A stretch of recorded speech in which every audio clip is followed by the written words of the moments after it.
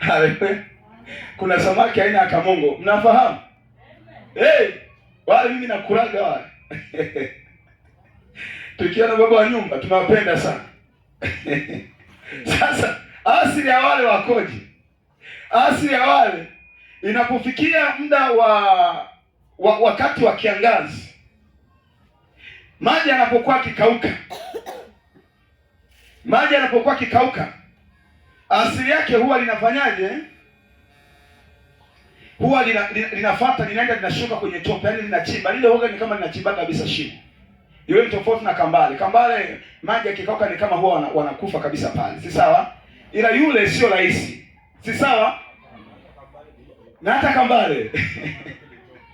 Haleluya. Sasa anashuka chini, anafuata maji. Lakini sasa akishashuka baadaye hawezi kurudi juu kwa sababu maji hayana mpaka maji atakapokuja. Sasa kuna wakati anaanza kusikia njaa. Akishasikia njaa na yuko pale, anaanza kujia mkia. Sasa alikuwa ni mrefu, anaenda anakuwa anakula, anajira mkia, anaenda anakuwa mfupi, anajira tu mkia. Ule mkia unakuwa mfupi. Yeye anafikiri kwamba anakula vingine vingine, kumbe anajira mwenyewe mkia. Kwa hiyo ndio wewe kupigana mama, maana yake unajira mkia wako, unafikiri kwamba uko unasonga mbele. Uko unakomoa, kumbe unaenda unakuwa mfupi tu. Unapopigana mama baadaye unafikiri kwa maana mwingine anajua kwamba bali kimpiga mama kofi labda itaonekana ni kana kwamba yani safari yake itakuwa ni ya kwenda mbele. Kumbe kupigana na mke sio kwenda mbele, ni kujirudisha nyuma kiokofu. Na ni kujitia aibu. Haleluya. Unajitia aibu. Mbele za Mungu unajitia aibu. Mbele za kanisa unajitia aibu. Mbele za watoto wako unajitia aibu. Mbele za wazazi wenu unajitia aibu. Kote mnaweka aibu. Mmejia mkia. Ulikuwa na nguvu ya kuomba, nguvu inapotea. Leo na kesho unapata shida ambayo ungeikemea ikaondoka, haiendi kwa sababu uwezo wa kuomba hauna, kwa sababu za akili zako ni mbaya. Najua kuna matatizo mengine yanatujia nyumbani, hata ukiyafukuza tu wenyewe tu anakubali, anatoka anasema tuna kama amekaa vizuri na Mungu. Nikwambia dunia tu hataki. Sasa mmekaa vibaya. Matatizo yanakuja, natembeza kutwa nzima kama zile barua kule shuleni kule. Wao wanapenda kuimba kwamba siji huyo ni mchinga kabisa. Unafahamu wimbo? Barua ikija na itembeza kutwa, ndio unakuwa ni mchinga. Tatizo dogo na litembeza kutwa. Nisaidieni. Wewe hauna mikono, wewe hauna mdomo, omba. Nani mwenye mdomo na nani hana mdomo? Omba na wewe. Huwezi kuomba kwa sababu wewe umekalia, yani tabia zako, asili zako hazifanana kuomba. Haleluya. Ndio maana unahangaika.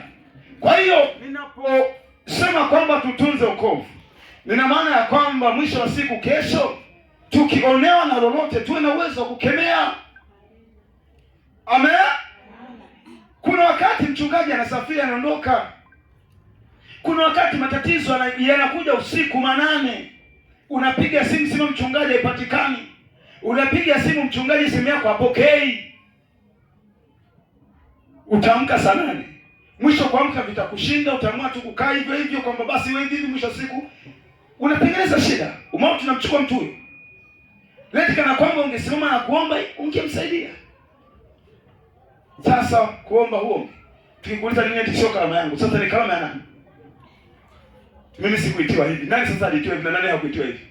Nani alikwambia kwamba wewe hauwezi kuomba? Huwezi kuomba kwa sababu ya maisha unaishi. Haleluya. Lakini ukiishi vizuri na Mungu utaomba. Haina kwamba mimi nina karama, sina karama, utaomba.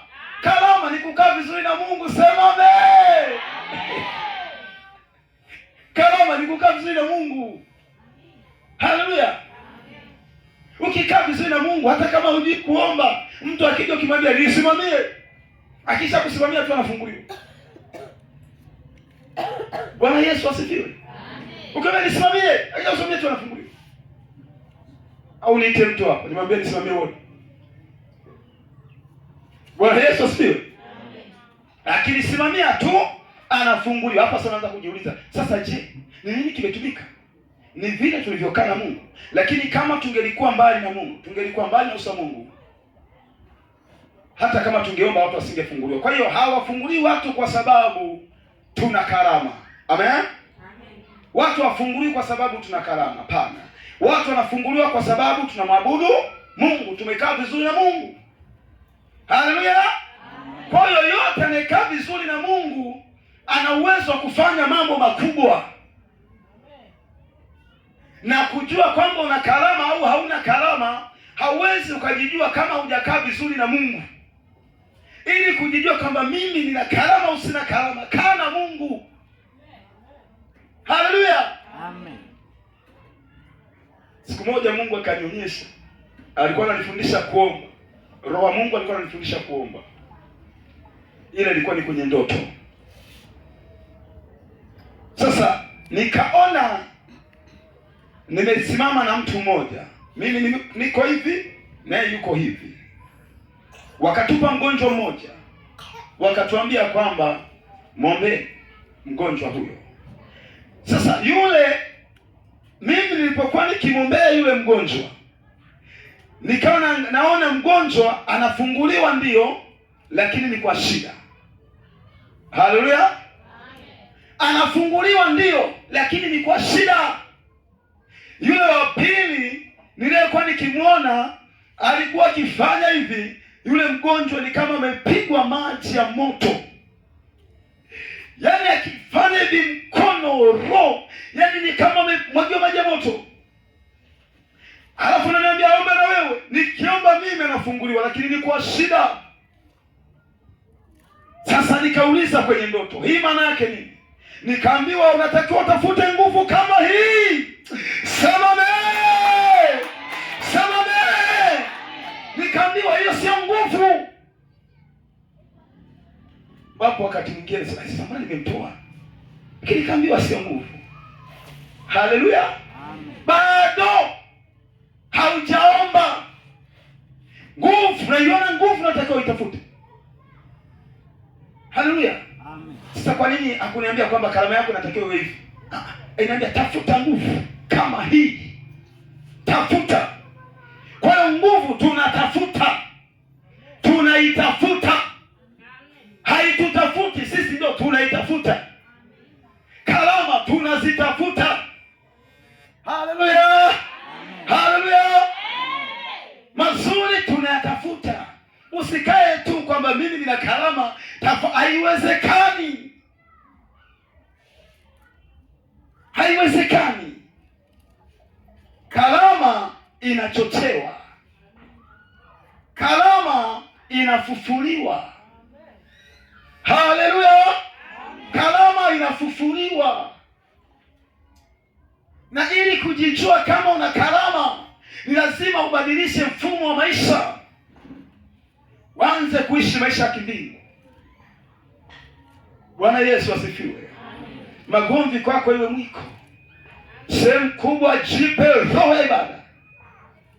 Sasa ibadani penyewe unakuja, nilikuwa nasema unakuja paka mwema ni mbovu. Ndio tunaona kanisani.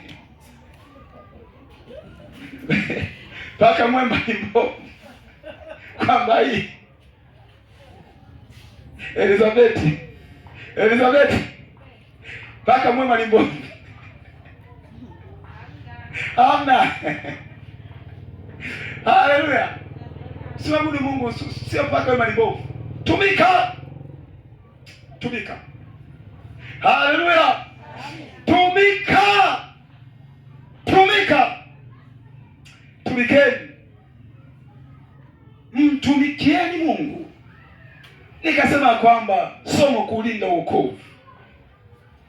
Tunalinda mipaka mashamba yetu kwa nguvu. Tunalinda biashara zetu kwa nguvu. Yaani mtu ukiingia kwenye mpaka wa nyumba yake, yaani ukiingia hata chembe moja ya sio hatua ya huu mguu, hakati mahakamani. Mahakamani hakati. Ukiingia kwenye shamba lake, yaani huu mguu mmoja huu mguu sio hatua hivi. Ukiingia hatua anaweza akafa kabisa. Yaani akikukuta umemwingilia hatua hivi, anaweza akafa kabisa. Huu mguu huu mmoja anashinda mahakamani. lakini kwenye wokovu mnapo